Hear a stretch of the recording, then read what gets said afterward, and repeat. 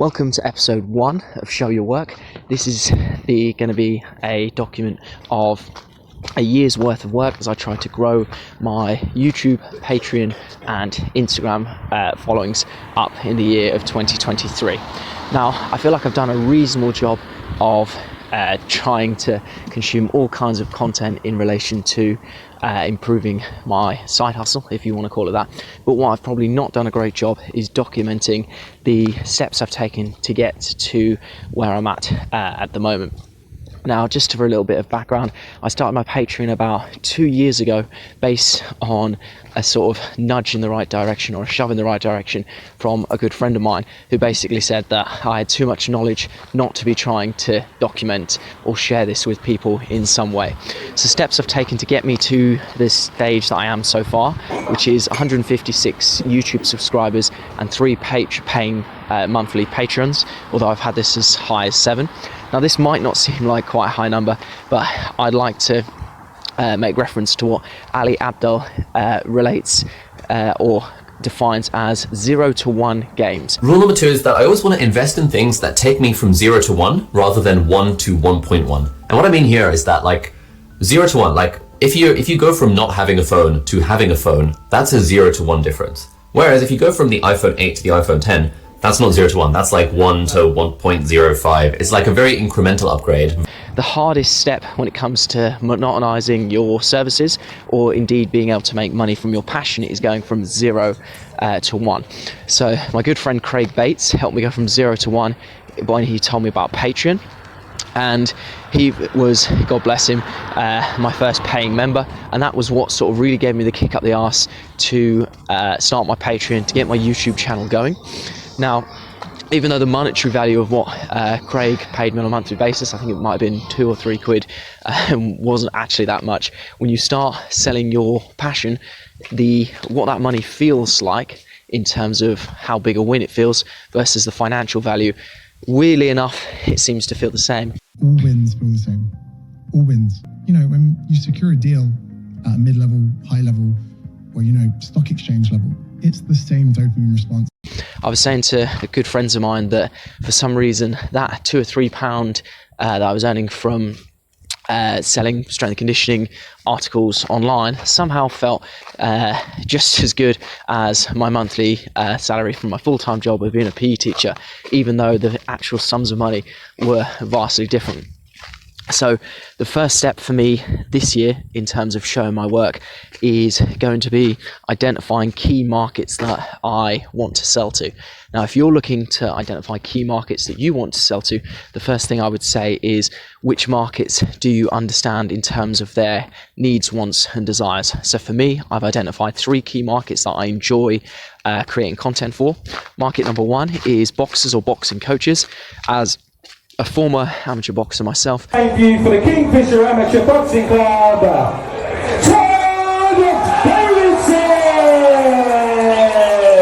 and as someone who coaches boxing both in terms of my PE role and some previous coaching that I've helped out with, this is one market that I quite enjoy creating content for, as I believe I can identify the pain points pretty well.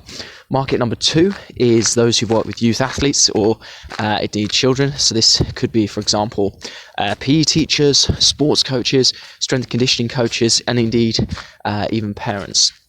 The third market that I feel like I can contribute to is what I call the everyday athlete, or people who are looking to go from average to athletic. So this might be sort of general gym goers, people who perhaps just want to get a little bit fitter, or just people who have an interest in the art of self-improvement. So off the back of this, what I would then do, or what I am currently doing, is creating products that I believe help with the pain points of these markets. So for example, for my boxers or boxing coaches, this is where I'm going to bring my strength conditioning expertise to the table in helping them out and creating articles or indeed products that will help boxers better understand strength conditioning and do that in a much better way than what I see some of the drivel that's put out online. My second bucket, if you will be helping youth coaches. So for example, bringing in what I've learned from my 3 years of being a PE teacher, and indeed my over 8 or 9 years now of being a strength and conditioning coach, and trying to merge those two together. Finally, trying to help the everyday athlete. This is where I'm going to bring what I've learned from various books I've read on stuff like habit formation and self-improvement to the table. When it comes to finding out what your unique skill set is, I would look at what are the things that you find that you yourself do naturally without thinking. Because if it's something that you have to force yourself to do, there's going to be someone out there who loves doing that, and who'll basically outwork you anyway. So key tools that I would be using or 3 key tools I'm currently using. One of them is Canva. This helps improve the visual aspect of what you're trying to do. The second one is I would get yourself a decent microphone. So for example, this is one that I bought from Amazon, which covers my basic podcasting needs. Shout out to Amazon. If you want to sponsor this video, then drop me a message. And finally, something to up your video editing game. So at the moment, I'm currently using a free piece of software called OBS. This is what allows me to crop videos from YouTube and then overlay my own audio, such as the one you're listening to now, over the top of. Another piece of software I use is Clipchamp. I hope I'm saying that correctly. But basically that allows you to use different videos within the same video, overlay your audio, and above all, it's idiot proof. Now, I've spent the best part of 2022 trying to figure out how to crop videos from YouTube, shout out to OBS, and how to overlay my own audio, and that's where Clipchamp comes in. So it allows you can use a simple voice recording tool, such as the one I'm using right now on my walk to work, and you can overlay the audio. It allows you to, for example, crop between audio that you've recorded. It allows you to import images. It allows you to import videos. But I'm going to be using a combination of these 3 tools in order to document my work this year. What I'm also going to look to do is try and repackage the same work but for different content streams. So for example, you might be listening to this on a podcast at the moment, you might be listening to it on YouTube, but basically, if I've written about a topic, that will then provide a script for my YouTube channel, or indeed a podcast. You can then chunk this article down into smaller condensed writing forms to then be sent out as tweets. You could then potentially, I will potentially be using this as a means of writing online. And I can then decide to section this off in terms of free and paid content, depending on which market I'm trying to entice. So depending on where you're at in your content creation, you could either be giving it all away for free. Maybe you're using a small amount of the article on certain forums or Facebook posts, and then you might be keeping back the whole article in itself as a means of, I suppose, your bronze, silver and gold layering of your cake. So you might be giving a little bit away in your bronze section. So this might be your 1-minute Instagram stories.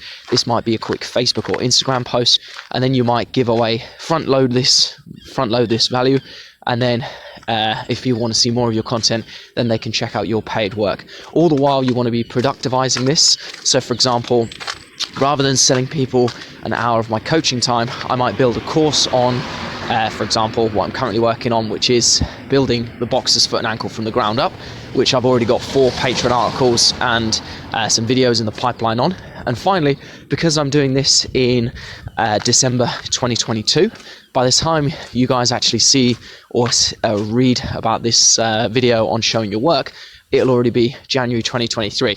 So I won't feel like I'm being judged on my personality or on my current video capabilities, because by the time this one is actually published, I'll be past that, and you'll only be judging my past work rather than where I'm currently at now. Thanks for listening. Hope you found value in this, and hopefully the video syncs up nicely, because the reality is I'm doing this on my walk to work and I don't actually have my computer screen in front of me. So that's a final note. Would you rather spend 2023 having consumed a hell of a lot of content through mindless Instagram scrolling, or created a lot of content in the form of finding out how to productivize your passion? Thank you very much for listening. Catch you again in the next episode of Show Your Work.